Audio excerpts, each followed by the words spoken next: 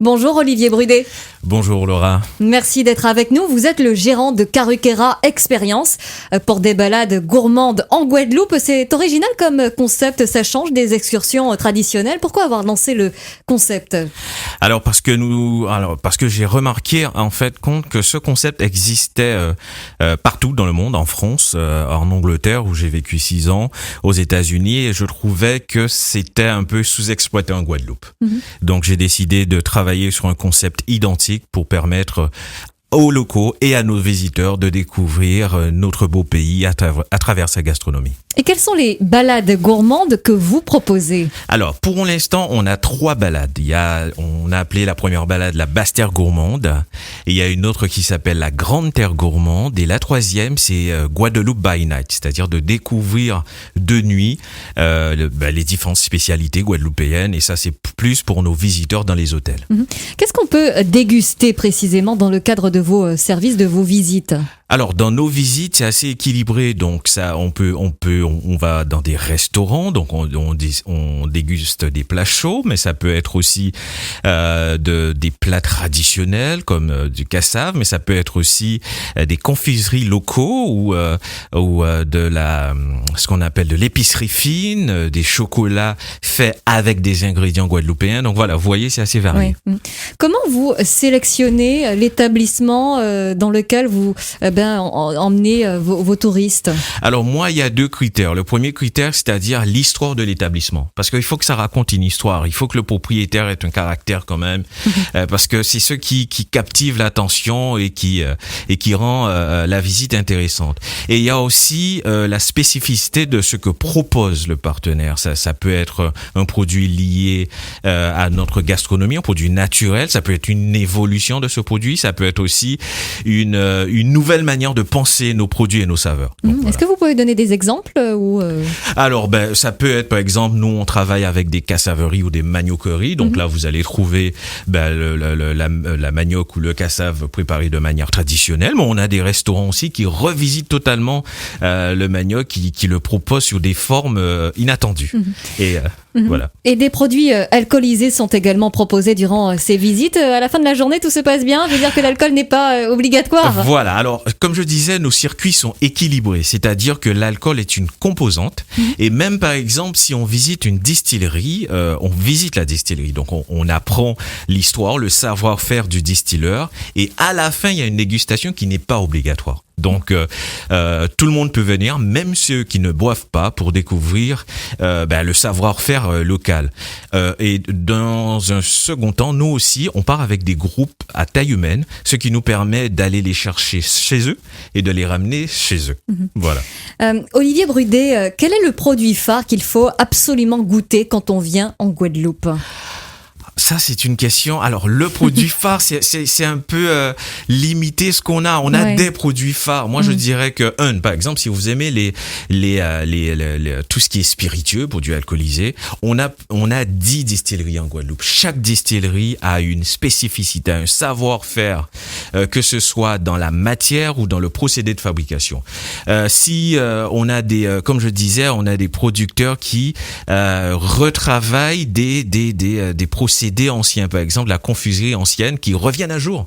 Donc il y a des choses intéressantes à voir, et bien entendu on a des professionnels, comme on sait, Jimmy Bibrac, Fabien Youyut, qui proposent des produits d'excellence, quoi. Donc franchement, la Guadeloupe, on a de belles plages, on a de belles montagnes, mais on a d'autres choses à voir.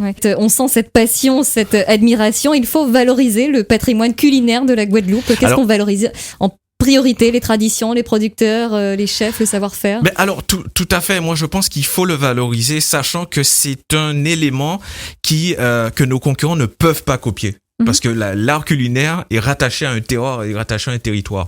Donc, en mettant en avant notre savoir-faire et notre richesse culinaire, c'est un élément qui n'est pas concurrentiel. Donc, on met en avant la qualité de nos produits, on met en avant notre savoir-faire, et on met en avant aussi l'histoire de cette gastronomie.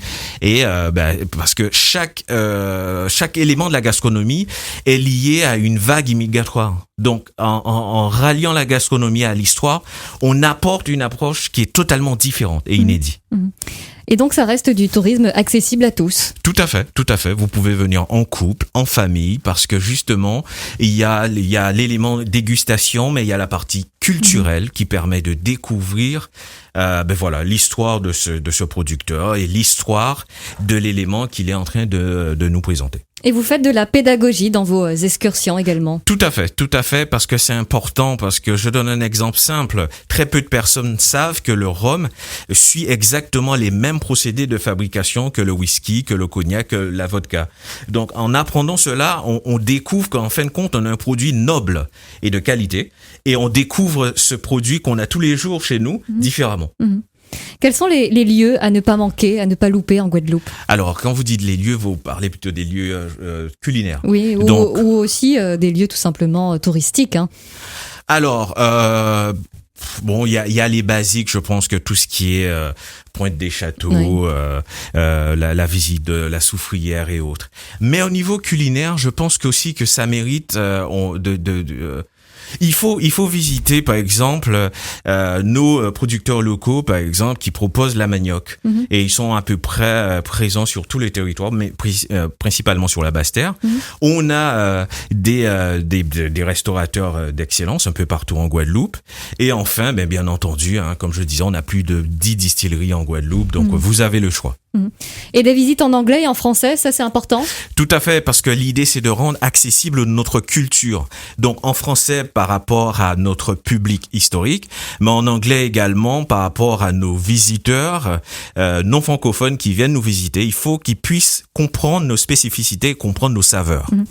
Alors bien sûr, vous faites partie de ces professionnels du tourisme qui ont essuyé un petit peu et qui essuient toujours les conséquences de la crise sanitaire. Comment ça s'est passé? Est-ce que les vacances de fin d'année ont été réellement profitables? Alors c'était compliqué pour nous comme pour nos collègues, bien entendu. Alors la fin d'année a été très encourageante. Malheureusement là, on fait face depuis vendredi dernier à d'autres challenges, mais on est confiant. Vous savez, la Guadeloupe, on a des ressources, donc on est confiant dans notre potentiel et nos visiteurs reviendront, donc on les attend et d'ici là, on peaufine nos offres et nos services. Vous y croyez en tout cas.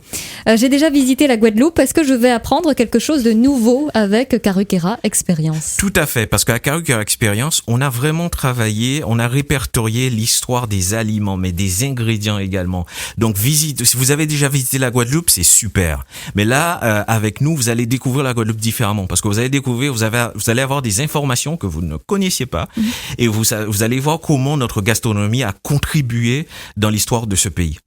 Comment vous joindre? Comment trouver Carhuquera Experience? Alors, Carhuquera Experience, dans un premier temps, par téléphone au 06 90 70 35 55, 06 90 70 35 55. Sinon, sur les réseaux sociaux également, donc Facebook, Instagram, YouTube et même Google. Vous tapez Carhuquera Experience avec S et notre site remontera et on est disponible si vous avez des questions. Merci infiniment Olivier Brudet d'avoir répondu à nos questions. Belle continuation. Merci beaucoup, merci à vous.